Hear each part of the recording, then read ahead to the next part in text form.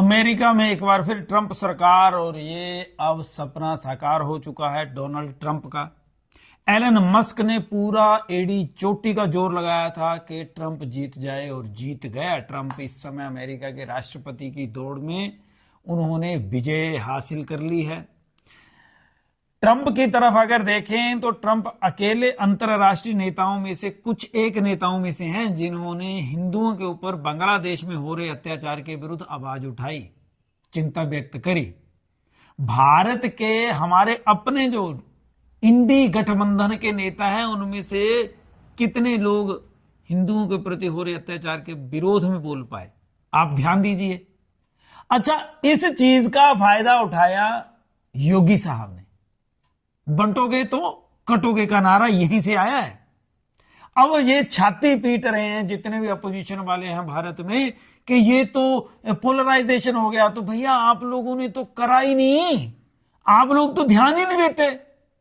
जब आप देखते हो धर्म जाति देख करके भी अगर आपने विरोध करना था तो अब तक तो आपको पता चल जाता कि बांग्लादेश में किन हिंदुओं के ऊपर अत्याचार हुआ, किस जाति के थे। आप जाति देख करके अपना दुख प्रकट कर लेते, लेकिन आपने नहीं किया।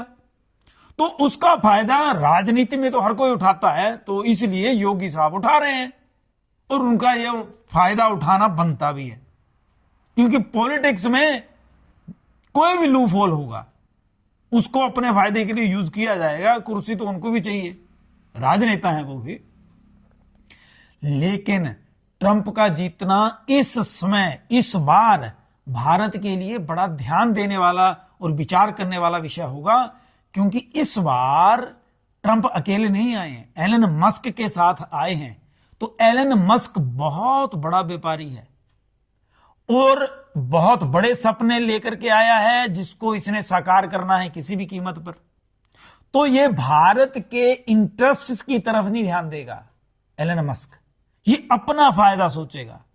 इस समय मोदी सरकार को भी ध्यान देना होगा कि भारत के जो इंटरेस्ट हैं, जो भारतीय लोगों के और भारत के एक देश के तौर पर जो इंटरेस्ट हैं, उनके साथ कोई समझौता ना हो। और सबसे बड़ी बात रही कि भारत के ऊपर अमेरिका में चुनाव जो हुए हैं इसका क्या असर होगा, तो सकारात्मक होगा, इतना मुझे पता है। क्योंकि इस समय भारत की स्थिति अंतरराष्ट्रीय स्तर पर एक अच्छे देश की है, कमजोर देश नहीं है भारत। अब पिछले 10 सालों में भारत की साख बढ़ी है, तो सहयोग तो उनको भी चाहिए। देखिए वो तो उठा पटक तो करते हैं लेकिन बंदा देख लेते हैं। जैसे हम लोग साधारण लोग हैं, हमें भी गुस्सा सामने वाले को देख करके आता है ना। अगर कमजोर है तो उसके ऊपर गुस्सा करेंगे, अगर बड़ा है तो हंस देंगे ऐसे ही ये अंतरराष्ट्रीय स्तर पे है, देशों के स्तर पर है। लेकिन भारत का पलड़ा अभी भारी है, फिर भी भारत की सरकार को बड़ा ध्यान देना होगा।